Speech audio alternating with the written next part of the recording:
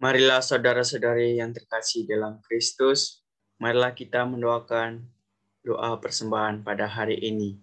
Dalam nama Bapa, Putra, dan Roh Kudus. Amin. Allah Bapa kami, kepadamu kami persembahkan hari ini. Kami unjukkan semua doa, pikiran, perkataan, maupun tindakan kami dan suka duka kami pada hari ini. Dalam kesatuan dengan Putramu, Yesus Kristus yang senantiasa mempersembahkan dirinya dalam Ekaristi bagi keselamatan dunia. Kiranya Roh Kudus yang menjiwai Yesus juga menjadi pembimbing dan kekuatan kami pada hari ini, sehingga kami siap sedia menjadi saksi kasih-Mu.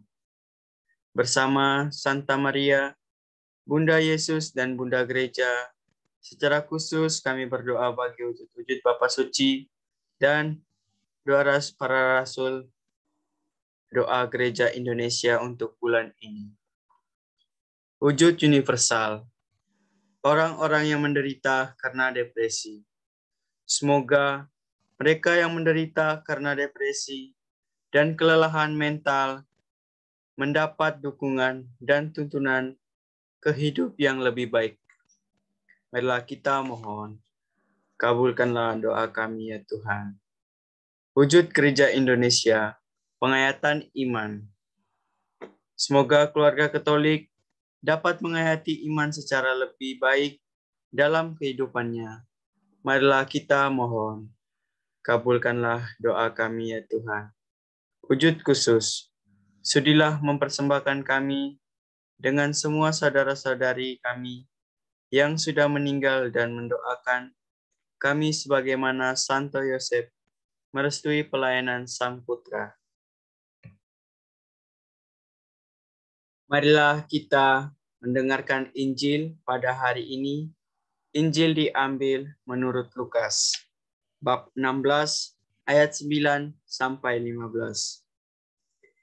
Yesus berkata kepada murid-muridnya, ikatlah persahabatan dengan mempergunakan mamon yang tidak jujur, supaya jika mamon itu tidak dapat menolong lagi, kalian diterima dalam kemah abadi. Barang siapa setia dalam perkara-perkara kecil, ia setia juga dalam perkara-perkara yang besar. Dan barang siapa tidak benar dalam perkara-perkara kecil, ia juga tidak benar dalam perkara-perkara besar.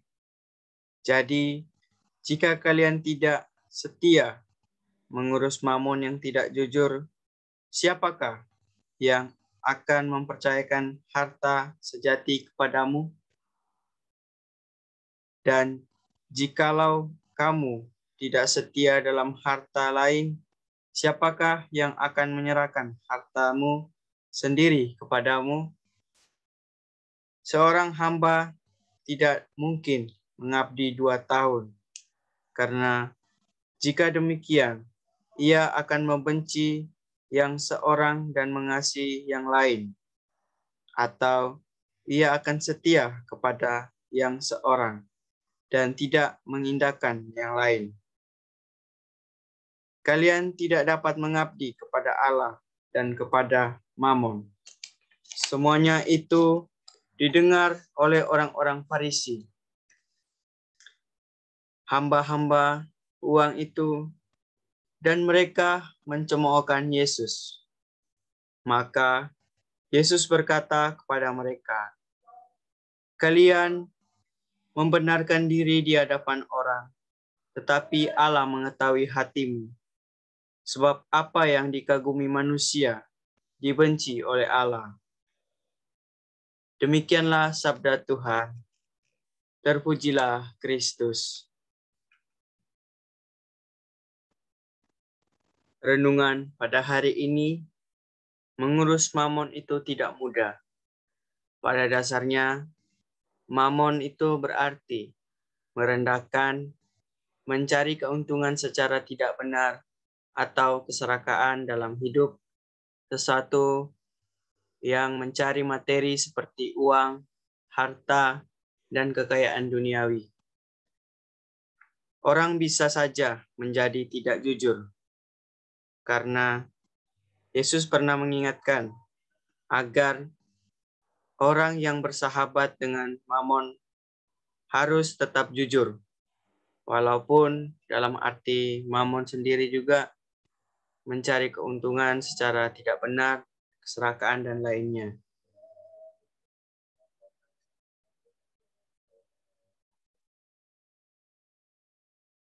Orang tidak bisa mengabdi Allah sekaligus Mamon, memilih Allah atau Mamon, sebab Mamon juga bisa diartikan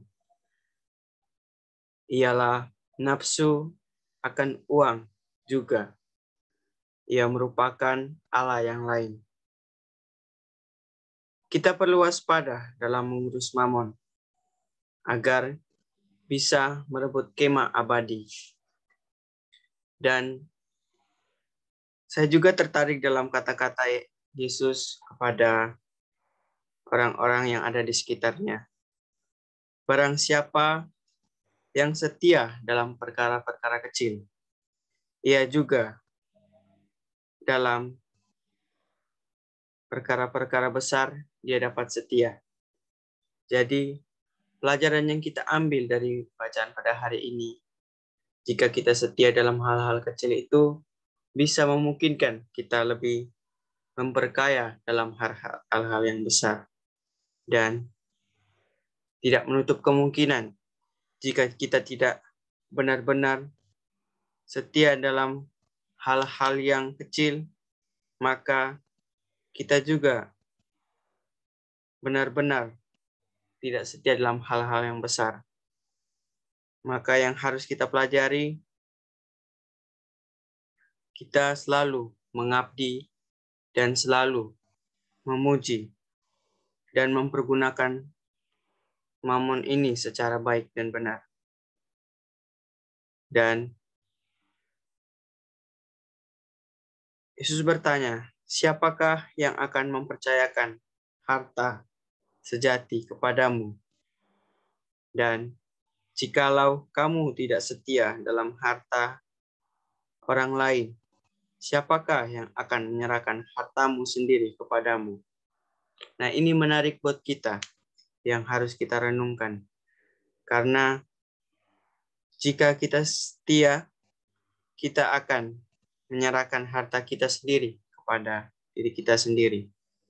Dan mengasihi orang lain adalah hal yang harus kita lalui dan kita lakukan.